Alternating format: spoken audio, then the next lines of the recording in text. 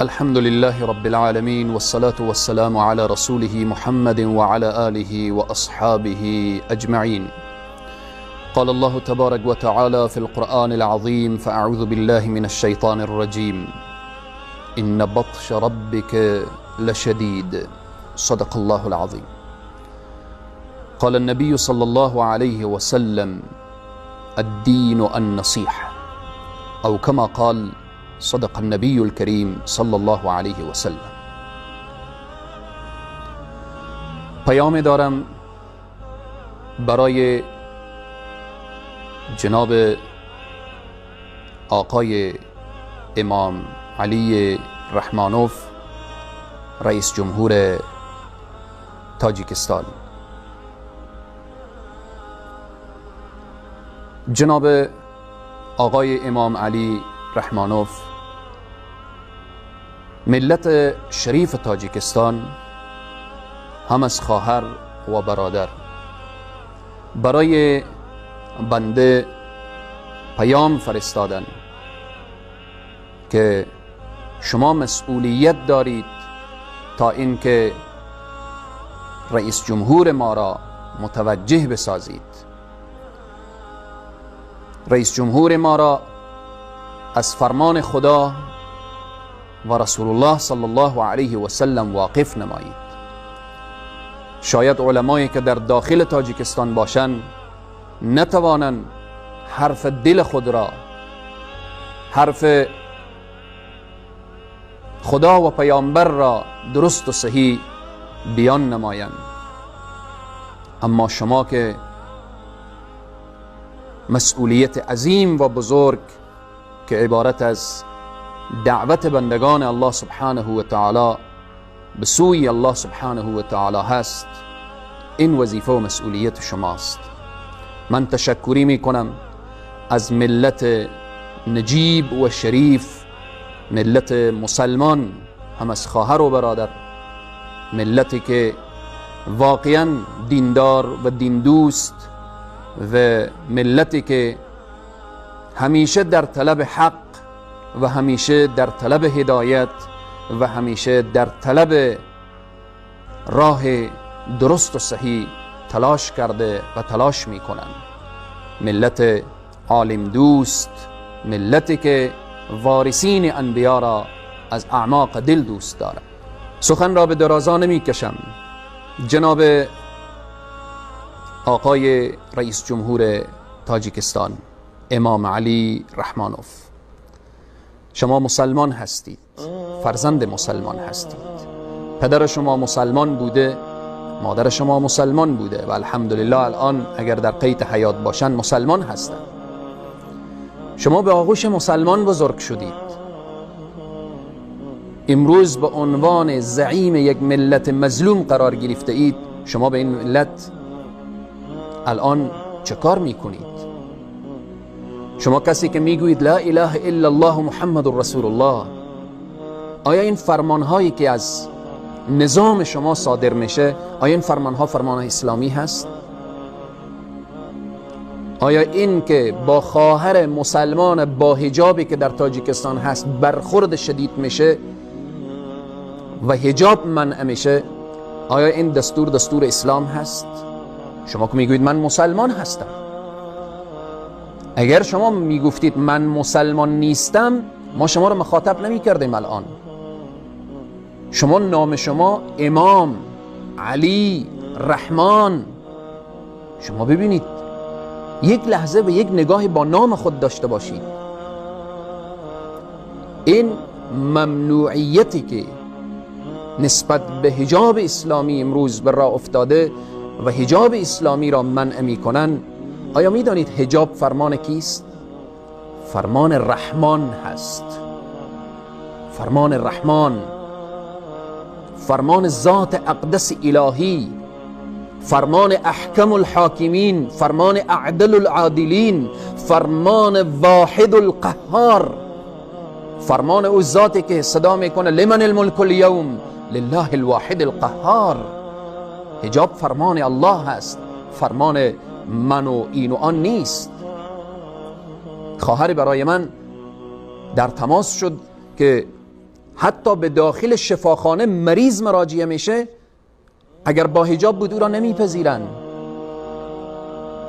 آیا حقوق انسانی چنین هست؟ شما مسلمانید، باید حقوق اسلامی را رعایت کنید. حتی در بعضی مناطق حقوق انسانی هم رعایت نمیشه.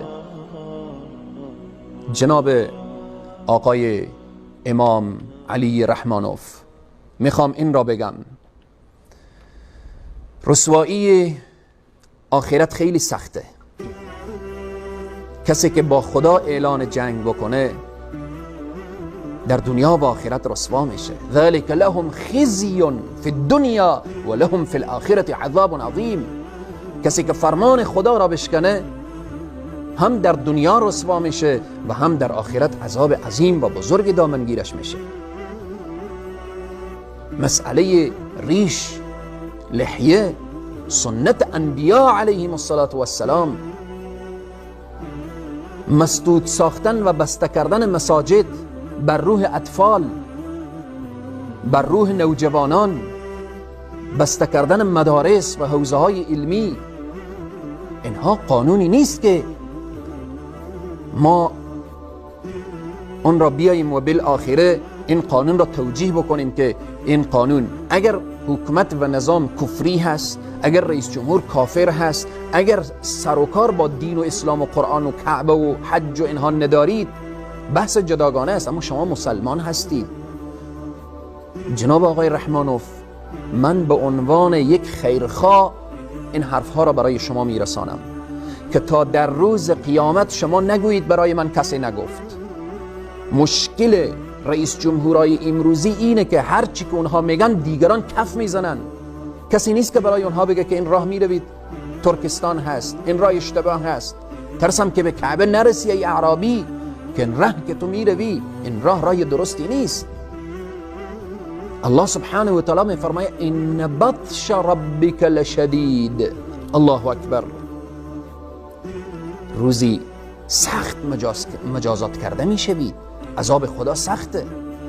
رسول الله صلی الله علیه و سلم میفرمایند الدین النصیحه، ما باید همدیگر را نصیحت بکنیم.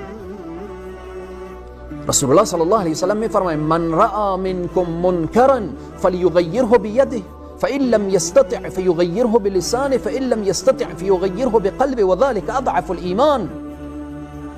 این که منکر با دست منع بشه وظیفه شماست جناب آقای رحمانوف، وظیفه شماست، وظیفه دولت مردان هست.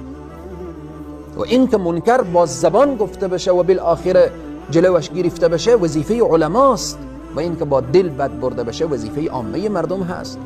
اما اگر رئیس جمهوری با قدرت و قوت منکر به دست خود منع نکرد، و ذلك اضعف الایمان، این ضعیفترین ایمانش را نشان میده. قوت داره، قدرت داره، اما این قوت و قدرتی که الله برایش داده در راه الله استفاده نمیکنه. پس بناءً جناب آقای امام علی رحمانوف، همانطوری که در دنیا خداوند در این لحظات برای شما عزت داده، ما میخوایم شما در آخرت هم عزت داشته باشید، در آخرت هم سرفراز باشید، سربلند باشید. این سرفرازی و سربلندی چی وقت به دست میآیه؟ که این قدرت شما در راه دین مصرف بشه، در خدمت دین باشه، در خدمت دین الله سبحانه و تعالی باشه، تا در روز قیامت در کنار رسول الله استاده شی و بگویید که یا رسول الله من امت شما هستم، در دنیا از سنت شما دفاع کردم، اما در روز قیامت شما چی جواب میدهید؟ سنت رسول الله که ریش هست او را منع میکنید، حجاب که فرمان الله هست او را مانع میشوید، مدارس که در اونجا قرآن و احادیث تفسیر میشه و ترجمه میشه و فرزندان مسلمانان دین خود را یاد میگیرن، شما اون را مسدود میکنید. مسجد که جای راز و نیاز هست شما مانع میشوید، در حالی که رسول الله صلی الله علیه و سلم میفرمایند شما طفل 7 ساله را وقتی 7 ساله شد شما راهنمایی کنید، تشویق کنید تا 10 سالگی طرف نماز و مسجد. اگر در 10 سالگی طفل نماز نخواند او را بزنید. پس این را بدان که اگر از این حالت بر نگشتید خسر الدنیا و الاخره می شوید. من به عنوان یک طلبه راه دین این را میگویم که این را بدان اگر در دنیا فرعونی زندگی کردید، کجاست فرعون ها، کجاست شداد ها، کجاست نمرود ها؟ همه رفتن، همه رفتن. لمن الملک اليوم؟ لله الواحد القهار. پادشاهی نمیمانه. کجاست پادشاهان قبل؟ ده ها و صدها پادشاه، هزارها پادشاه در دنیا آمدن و رفتن و بالاخره امروز نه فردا من و تو هم میرویم و پیشگاه الله سبحانه تعالی باید جواب بدی، باید جواب بدی. پس چون درخواست عزیزان، خواهران و برادران عزیز ما از ملت تاجیکستان بود که خواهش کردن در حدود شاید بیش از 1 ماه 2 ماه میشه که تأکید و اصرار اینا بر این بود که یک پیام برای آقای امام علی رحمانوف داشته باشید که دست از این ظلم و ستم و بیعدالتی برداره، حرکت بکنه به سوی خدا، به سوی دین، به سوی اسلام. پس بنان بفهم و بدان، میگه این سعادت به زور و بازو نیست تا نبخشد خدای بخشنده. اگر الله سبحانه و تعالی تو را دوست داشته باشه از تو در راه دین کار میگیره. اگر نعوذ بالله منفور درگاه الهی باشید آن وقت به طغیان و سرکشی خود میافزایید و در روز قیامت هیچ دلیل و حجت برایت نمیمانه، چون این پیام الهی بود که برایت رسید. متوجه باش، یک نفر اگر به دستور تو و به فرمان تو بی حجاب میشه، بی حیا میشه، بی دین میشه، از دین فاصله میگیره، همه اینها را در روز قیامت باید جوابگو باشی. جناب آقای امام علی رحمانوف، اگر یک نفر به وسیله شما اگر قرآن یاد میگیره، با حجاب میشه، اگر دیندار میشه، اگر او فرهنگ والای اسلامی بر سرش تطبیق میشه، این را بدان که به فرموده رسول صلی الله علیه و سلم که سیدنا علی فرمودن ای علی متوجه باش وقتی طرف غزوات، در طرف جنگ و حرب و اینها سیدنا علی روان میشه، رسول الله میفرمایند متوجه باش که اگر یک نفر به وسیله تو هدایت شد از شتران سرخ مدینه بهتر است. امروزه هم اگر یک نفر سبب هدایتش جناب آقای امام علی رحمانوف شما بشوید، این فوز و فلاح و رستگاری است که دامنگیر شما و فوز و فلاح و رستگاری است که نصیب شما میشه. اگر نه به این حالت ادامه پیدا بکنه، این را بدان که هر انسانی که بخواهد پیش روی دین الله سبحانه و تعالی را بگیره ناکام مانده. یریدون لیطفئوا نور الله بافواههم والله متم نوره ولو کره الکافرون. الله این نور را کامل میکنه. آیا شما میدانید که در تاجیکستان الان ما چقدر اطفال 7 ساله و 8 ساله داریم که حافظ کل قرآن هستن؟ آیا میدانید که دختر 7 ساله در تاجیکستان حافظ قرآن شده؟ الله سبحانه و تعالی موسی خود را در کاخ و در آغوش فرعون بزرگ کرد و حفظ کرد. الله دین خود را حفظ کرده و حفظ میکنه. اما مهم اینه که کسی که میایه سر قدرت از الله توفیق بخواه که یا الله قدرت را تو دادی، یا الله این نعمت را تو دادی، یا الله مرا زعیم این مملکت تو قرار دادی، یا الله از من تو پرسان میکنی، یا الله بر من توفیق خدمت عنایت بفرما. پس همه این خطاب من برای یک مسلمان هست. ما اگر میدانستیم، ما اگر بفهمیم که نعوذ بالله شما مسلمان نیستید، ما نمیگفتیم این حرفها را. پس بناهن شما را با دید یک مسلمان میبینیم. شما یک مسلمان هستید، یک انسان دلسوز هستید، ملت خود را دوست دارید. پس بناهن همانطوری که تلاش میکنید که دنیای